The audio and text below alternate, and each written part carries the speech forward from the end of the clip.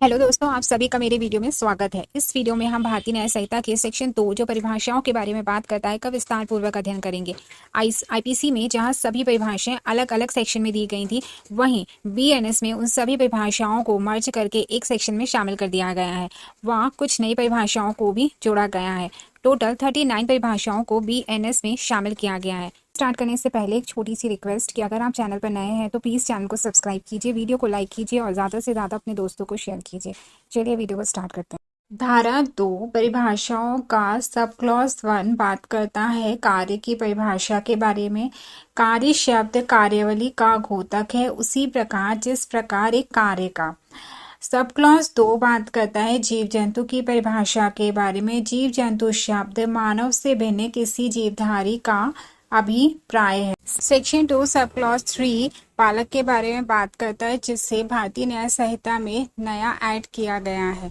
इसलिए जो 18 वर्ष से कम आयु का होगा उसे बालक समझा जाएगा। सेक्शन 2 सब क्लॉज 4 बात करता है कूटकरण के बारे में। इसे हम पहले आईपीसी में धारा 28 के अंतर्गत पढ़ते थे।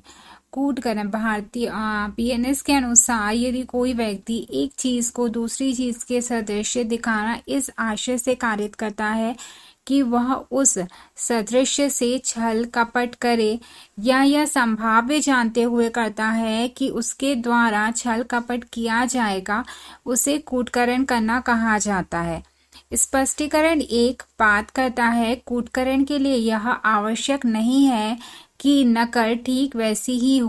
स्पष्टीकरण 2 बात करता है कि जब कोई व्यक्ति एक चीज को दूसरी चीज के सदृश कर दे और सदृश ऐसा हो कि उसके द्वारा किसी व्यक्ति को धोखा हो जाए, तो जब तक कि तत्प्रतिकूल साबित ना कर दिया जाए यह अवधारणा की जाएगी कि जो व्यक्ति एक चीज को दूसरी चीज के सदृश इस प्रकार बनाता है तो उसका आशय उस सदृश द्वारा छल कपट करने का था या वह यह संभावित जानता था कि उसके द्वारा छल कपट किया जाएगा, कूटकरण कहलाता है।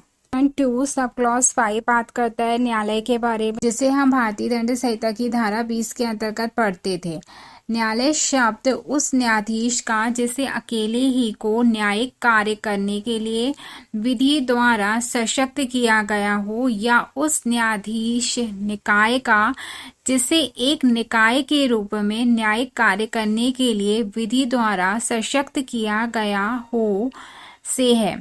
जबकि ऐसा न्यायाधीश या न्यायाधीश निकाय न्यायिक कार्य कर रहा हो का घोतक माना जाएगा। और सेक्शन 2 सब क्लॉज 6 बात करता है मृत्यु के बारे में, जिसे हम आईपीसी की धारा 46 के अंतर्गत पढ़ते थे। मृत्यु जब तक कि संदर्भ के प्रतिकूल प्रतीत न हो, मृत्यु शब्द किसी मानव की मृत्यु का घोतक माना जाएगा। सेक्शन 2 सब क्लॉज 7 बात करता है बेईमानी के बारे में। हम आईपीसी की धारा 24 के अंतर्गत पढ़ते थे।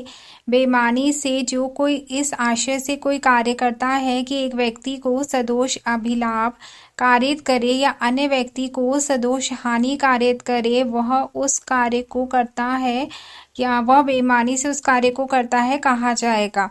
अर्थात तो कोई भी किसी एक व्यक्ति को गलत तरीके से लाभ पहुंचाने या अन्य व्यक्ति को गलत तरीके से हानि पहुंचाने के आशय से कोई कार्य करता है तो वह उस कार्य को बेईमानी से करता है कहलाता है। सेक्शन 2 सब क्लॉज 8 बात करता है दस्तावेज के बारे में, जिसे हम आईपीसी की धारा 29 के अंतर्गत पढ़ते थे।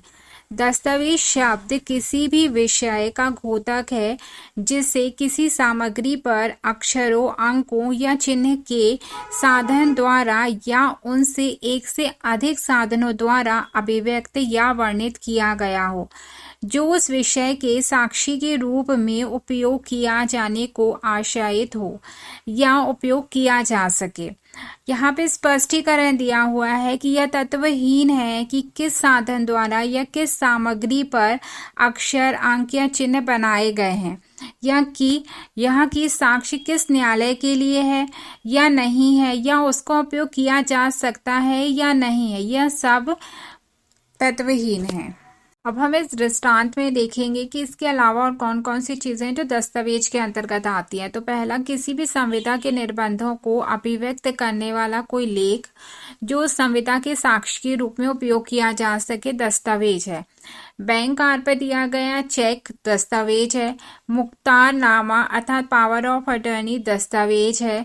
मानचित्र या रेखांक जिसको साक्ष्य के रूप में उपयोग में लाने का आशय हो या जो उपयोग में लाया जा सके वह भी दस्तावेज है।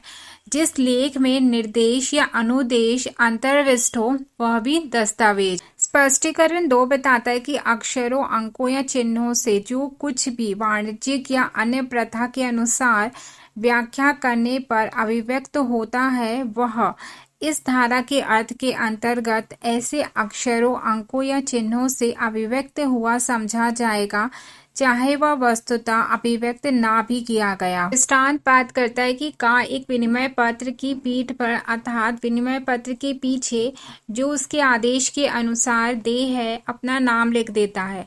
वाणिज्यिक प्रथा के अनुसार व्याख्या करने पर इस पृष्ठांकन का अर्थ है कि धारक को विनिमय पत्र का भुगतान कर दिया जाए। पृष्ठांकन दस्तावेज है और उसका अर्थ उसी प्रकार से लगाया जाना चाहिए मानो हस्ताक्षर के ऊपर धारक को भुगतान करो शब्द या तत्प्रभाव वाले शब्द लिख दिए गए हों। सेक्शन 2 सब क्लॉज 9 कपटपूर्वक के बारे में, जिससे आईपीसी की धारा 25 में परिभाषित किया गया था। कोई भी व्यक्ति किसी बात को कपटपूर्वक करता है यह तब कहा जाता है यदि वह उस बात को कपट करने के आशय से करता है, अन्यथा नहीं।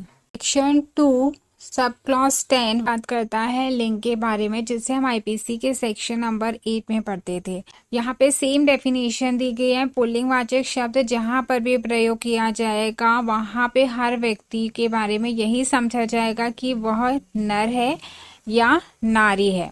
लेकिन यहाँ पे एक स्पष्टीकरण के द्वारा ये बताया गया है कि एक न्यू शब्द जोड़ा गया है जिसे ट्रांसजेंडर कहा जाता है। स्पष्टीकरण में ये बताया गया कि ट्रांसजेंडर का जो अर्थ होगा वो होगा जो ट्रांसजेंडर व्यक्ति अधिकारों का संरक्षण अधिनियम 2019 की धारा 2 के खंड ट में होगा।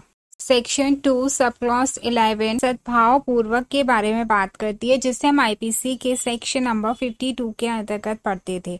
कोई भी बात सद्भाव पूर्वक की गई या विश्वास की गई नहीं कही जाती जो सम्यक सतर्कता और ध्यान के बिना की गई या विश्वास की गई हो। अर्थात यहाँ पे ये माना गया है कि कोई भी बात सतर्कता और ध्यान के बिना की गई या मानी गई हो तो उसे हम सद्भाव पूर्वक ना ही कहेंगे ना ही मानेंगे। सेक्शन 2 सब क्लॉज 12 जो सकार के बारे में बात करता है, इससे हम आईपीसी के सेक्शन नंबर 17 के अंतर्गत पढ़ते थे। नो चेंज के सकार के अंतर्गत केंद्र सरकार या किसी राज्य सरकार का घोतक है। सेक्शन 2 सब क्लॉज 13 संशय के बारे में बात करता है, जिसे हम आईपीसी के सेक्शन 52A के अंतर्गत पढ़ते थे। इस संहिता में ये बताया गया है कि अगर कोई व्यक्ति किसी ऐसे व्यक्ति की जो अपराधी है या कोई ऐसा कार्य करके आया है जो अपराध की छेड़ी में आता है, उसकी सहायता करते हैं, चाहे हम उसे आश्रय देते हैं, भोजन, पेय या आदि किसी भी प्रकार से उसकी सहायता करते हैं, तो माना जाएगा कि हम उसके अपराध में उसको सहायता प्रदान कर रहे हैं। पहले इसमें पति व पत्नी को बेनिफिट दिया गया था, मतलब छूट प्रदान की गई थी कि पति व पत्नी एक दूसरे की सहायता कर सकते हैं, बट अब बीएनएस ने उस चीज को समाप्त कर दिया है। सेक्शन 2 सब क्लॉज 14 क्षति के बारे में, जिसे हम आईपीसी के सेक्शन 44 के अंतर्गत पढ़ते थे। क्षति शब्द किसी भी प्रकार की अपहानि का घोतक है जो किसी भी व्यक्ति के शरीर, मन, व्यक्ति या संपत्ति को अवैध रूप से कारित हुई हो।